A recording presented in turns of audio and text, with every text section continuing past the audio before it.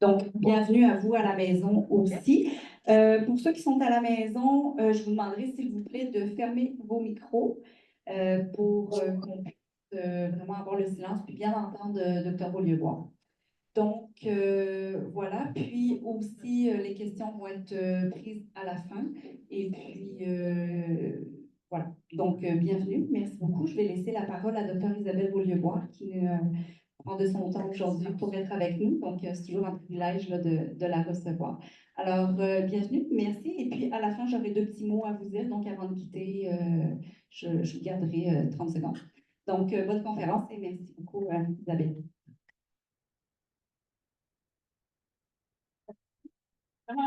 Pour ceux qui me connaissent, je gesticule beaucoup, fait que je vais essayer de gérer un micro et une manette en même temps que mes mains. Fait que si jamais vous m'entendez pas bien, vous me le direz. Fait que ça me fait plaisir de vous voir, beaucoup de visages que je connais, certains que j'ai pas vus depuis longtemps sans masque, fait que c'est le fun de pouvoir vous voir pour vrai.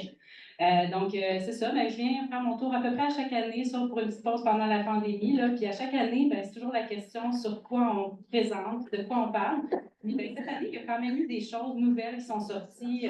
On a entendu beaucoup plus parler de la maladie de Parkinson dans les médias aussi, ce qui est une bonne chose, plus de recherches, des nouveaux traitements qui sont sortis. Puis, il y a eu beaucoup de questions, là, entre autres en décembre avec le fameux reportage à découverte sur les ultrasons. Il y a eu un reportage aussi sur la stimulation cérébrale profonde, le Vialet qui est sorti récemment. Donc, on a décidé aujourd'hui de parler des traitements avancés dans la maladie de Parkinson pour faire un peu le point sur c'est quoi les évidences, ça s'adresse à qui, quand est-ce qu'on y pense, c'est quoi les avantages d'un par rapport à l'autre. Évidemment, on pourrait en parler pendant 4 heures de temps. J'ai essayé de simplifier ça pour rendre ça le plus concret possible. Puis après ça, on aura le temps de prendre des questions. Évidemment, je ne veux pas faire de consultation ici, fait que je vais répondre à des questions générales, mais ça va vous donner une petite idée un petit peu là, de c'est quoi les options. Donc, on y va. Ou pas. La technologie, ça s'ajuste.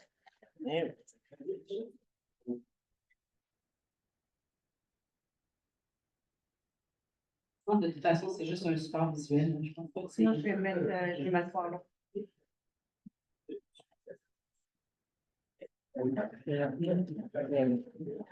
Oui, ça commence toujours bien à voir, mais pendant, c'est... De quoi on va parler aujourd'hui? En fait, on va parler des approches chirurgicales, on va parler des thérapies d'infusion, donc on va parler de la stimulation cérébrale profonde et de la chirurgie lésionnelle. Puis les thérapies d'infusion, on va aborder le duodopa et le Vialet. Puis on va revenir un peu sur, en résumé, c'est quoi les messages clés, c'est quoi les différences entre les traitements.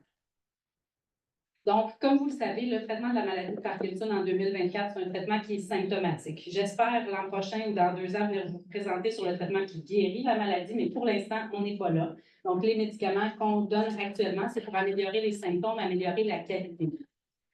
Il y a beaucoup de médicaments, donc il y a les fameux médicaments par la bouche, donc le Sinemet, le Prolopa, l'Entacapone, le Stalevo, les inhibiteurs de la monomyéline oxydase, donc la Zilec, la Sélégiline, le Safinamide, les agonistes de la dopamine qui sont le Pramipexol, le Ropinirol, la Rotigotine. Donc, vous connaissez peut-être certaines de vos médications. Puis, bon, il y a des médicaments qu'on utilise un peu plus pour le tremblement, les anticholinergiques, puis la mentadine qu'on peut utiliser pour les mouvements involontaires. Donc, on a quand même un bel arsenal de médications qui peuvent nous aider à contrôler les symptômes de la maladie de Parkinson. Par contre, il y a des médicaments qui ont des effets secondaires, puis ils ont quand même une efficacité limitée chez certaines personnes. Donc, j'utilise souvent ce diagramme-là pour expliquer, puis il y en a plusieurs qui m'ont probablement vu faire la courbe aussi dans le bureau. Donc, en début de maladie, la réponse à la médication est relativement stable. Donc, quelqu'un qui commence la médication, souvent, va être capable de dire, ben, je prends ma prochaine dose, mais je n'ai pas vraiment réalisé que j'étais dû pour ma prochaine dose, ou que j'ai sauté une dose, je ne m'en suis pas rendu compte. Parce que finalement, on a une fenêtre thérapeutique qui est large, donc on reste avec les niveaux qui restent relativement stables dans la journée. Par contre, avec l'avancement de la maladie, ce qu'on commence à voir arriver, c'est des fluctuations motrices ou des fluctuations non. Qu'est-ce que ça veut dire? Ça veut dire que la médication, elle marche encore, mais elle dure moins longtemps. Donc ça, c'est parce qu'on a comme moins de réserve au niveau du cerveau pour être capable d'accumuler la médication puis de la relâcher tranquillement. Donc, c'est là qu'on va voir l'apparition de montagnes russes, donc des périodes où les gens sont bien contrôlés, sont mobiles, mais des périodes de up qu'on appelle où les symptômes du Parkinson vont sortir, donc des tremblements, des raideurs, plus de misère à marcher. Donc, souvent, les gens vont dire quand ils sont dus pour prendre leur dose, puis un peu après la prise de la dose, le temps que ça embarque, c'est comme si le Parkinson revient. Puis, parfois, quand on augmente la médication, ben, on va voir l'apparition de mouvements involontaires qu'on appelle des dyskinésies. Donc, ça, c'est souvent, dans la majorité des cas, un signe que la dose de médication est un peu trop élevée. Puis, c'est là qu'on va voir apparaître les mouvements involontaires. Fait que souvent, on va essayer différentes stratégies pour améliorer ça. Donc, on va des fois essayer d'augmenter les doses, en donner plus souvent, combiner différentes médications, donc rajouter de l'antacapone, la rasagiline, un agoniste de la dopamine. Des fois, on va rajouter de la mentadine si on a des mouvements involontaires ou essayer d'en prendre plus souvent des plus petites doses. Mais malheureusement, ben, ça ne fonctionne pas chez tout le monde. Donc, il y a des gens chez qui la médication par la bouche fonctionne super bien. Il y a des gens que ça marche, mais ça marche par période. Puis, c'est là, des fois, qu'on va affronter les difficultés si on veut des traitements par la bouche. Donc, c'est quoi les difficultés? Bien, chaque stratégie dont je vous parle peut aider, mais va aller chercher en moyenne 2-3 heures de temps, 1 à 2 heures, en fait, de temps off par jour. Donc, on peut améliorer un peu, mais on ne réussit pas nécessairement avec une molécule à rendre toute la journée parfaite. On peut rapprocher les intervalles, mais évidemment, puis vous savez en plus la restriction avec les repas, donc l'interaction avec la nourriture, le fait de prendre la médication à heure régulière, les alarmes qui sonnent sur le téléphone, donc ça devient difficile à gérer. Aux 3 heures, il y a beaucoup de gens qui sont capables de gérer, même là, c'est pas facile. Plus rapproché que ça commence à être pas mal difficile à gérer dans une journée. Puis, il y a des gens qui n'ont comme pas de fenêtre thérapeutique. Donc, dès qu'on monte un peu, ils vont avoir des dyskinésies. Dès qu'on baisse un peu, les symptômes du Parkinson reviennent. Donc, c'est comme s'ils n'ont presque pas de fenêtre de temps de qualité. Puis, il y en a qui ont des symptômes off tellement sévères qui sont vraiment incapables d'avoir des périodes où ils ne sont pas bien. Donc, on va tendre à surtraiter un petit peu pour éviter ces périodes-là. Ou au contraire, il y a des gens qui ont des mouvements involontaires tellement sévères qu'on va garder un peu plus bas pour éviter les mouvements involontaires. Cette gestion-là, chez certaines personnes, n'est pas facile.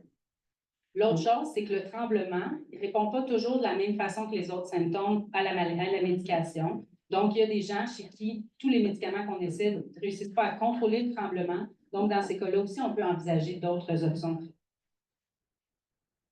C'est quoi nos alternatives? Bien, il y a un peu 2 catégories. Il y a les approches chirurgicales, qui sont soit la stimulation cérébrale ou la chirurgie lésionnelle. Puis ça, vous avez vu peut-être le reportage sur les ultrasons, qui est une façon de faire une lésion. Donc, c'est des choses qu'on peut proposer chez certaines personnes. Puis, les thérapies d'infusion. Donc, récemment, on avait le duodopa qui était le seul disponible, mais tout nouvellement, on a la pompe sous-cutanée qui est arrivée. En Europe, ils ont aussi la pompe d'apomorphine sous-cutanée, mais ce n'est pas approuvé au Canada. Ça fait plus de 10 ans que c'est utilisé en Europe, puis ils n'ont jamais vraiment fait les démarches pour que ce soit disponible ici, donc on ne s'attend pas nécessairement à ce que ça soit une option prochaine. Donc, si on commence par parler de la stimulation cérébrale profonde, qu'est-ce que c'est la stimulation cérébrale profonde? En fait, c'est un dispositif qui est inséré au niveau du cerveau, qui envoie de l'électricité pour aller moduler l'activité des circuits du mouvement. Donc, ce qu'on veut, c'est faciliter le mouvement, supprimer le tremblement, supprimer les mouvements involontaires. Donc, comment ça fonctionne? En fait, c'est des électrodes qui sont à peu près la grosseur d'un spaghetti qui sont implantés au niveau du crâne. Donc, on perce des trous, on implante des électrodes. Ces électrodes-là sont dirigées vers des sections profondes du cerveau, qui sont les noyaux gris centraux, qui sont responsables finalement de la gestion du mouvement. Ces électrodes-là sont implantées au niveau de la tête, puis elles sont reliées avec un fil électrique sous la peau jusqu'à ce qu'on appelle un générateur d'impulsion, ou c'est comme un pacemaker, si on veut, qui envoie de l'électricité au niveau du cerveau pour envoyer de l'électricité de façon continue. C'est des impulsions qui sont très, très rapides, là, donc on parle d'environ 130 impulsions électriques à la seconde chez la majorité des gens. Puis, donc, c'est pas ressenti, c'est pas douloureux, mais c'est un effet qui va permettre de moduler le mouvement. Donc, ça, c'est ce que vous voyez en haut, c'est les anciens stimulateurs qui avaient un programmateur comme ça. Depuis 1 ou 2 ans, les gens qui sont implantés, pour la plupart, ont cette nouvelle batterie-là qui vient avec une manette qui ressemble plus à un téléphone cellulaire. Ça permet un petit peu plus de raffinement dans la programmation, mais essentiellement, c'est pas mal la même affaire. Donc, ce qu'on dit, c'est qu'à peu près 10 à 20 des gens qui ont la maladie de Parkinson pourraient être des candidats pour la stimulation cérébrale profonde. Puis, on peut cibler différents endroits. Donc, il y en a qui sont meilleurs pour la raideur, la lenteur, d'autres qui sont meilleurs pour contrôler les mouvements involontaires, d'autres qui sont meilleurs pour contrôler le tremblement.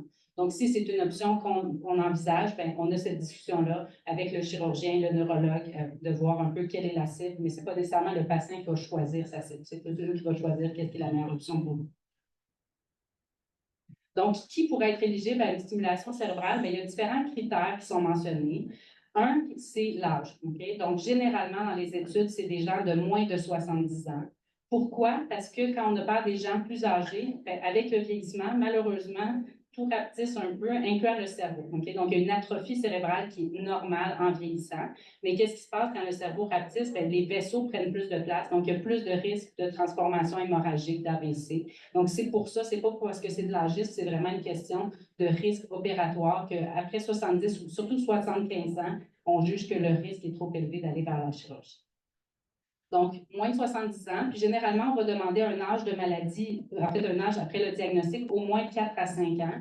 La raison est que des fois, dans les premières années, il y a des maladies qui peuvent ressembler au Parkinson, mais qui finalement vont avoir une évolution différente. Donc, on veut avoir assez de recul pour être convaincu que c'est bel et bien la maladie de Parkinson, pour s'assurer qu'on n'implante pas quelqu'un qui aurait un risque élevé avec l'opération.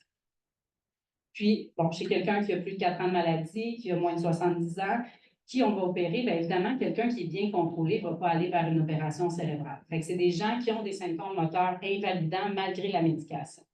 Donc, qu'est-ce qu'on considère comme des symptômes invalidants? Bien, des fluctuations motrices. Donc, comme on a parlé tout à l'heure, des gens qui ont des périodes off dans la journée où les symptômes du Parkinson reviennent malgré l'ajustement des médicaments.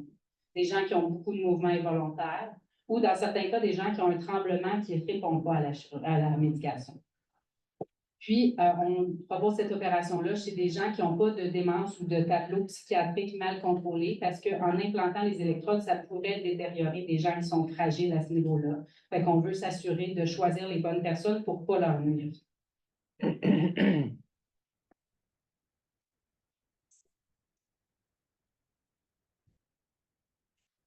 C'est bon, monsieur.